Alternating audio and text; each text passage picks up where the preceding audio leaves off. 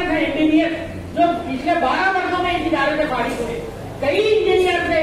कई और दीगर ऐसे काबिल स्टूडेंट्स हैं जो आज अपने करियर में कामयाब हैं। लेकिन मैंने जिन बातों का जिक्र किया है उनके ऊपर अगर हम काम नहीं करें तो हमारा मुस्तकबिल जो है वो बर्बाद होने वाला है। और एक बात बताऊं, कितने स्टूडेंट्स ऐसे लौट कर आए हैं, मैं सोसाइटी के जिम्मेदारान की भी तवज्जो चाहता हूं कि जिन तलबों से आज हमने सख्त बात कही थी, जब वो बाद में लौट कर आए तो उन्होंने कहा कि सर आप वो बातें सही कहते थे हमसे,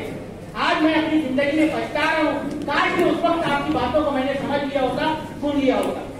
क्या आप ये वक्त वापस लाना चाहते? क्या आप चाहते हैं कि आपकी जिंदगी में वो पछताए का एक जुमला हमसे बोलकर जाए, हमारा सर जो हम असातिज़ा हैं, हम स्कूल हैं, हम आपकी मादर इल्मी हैं,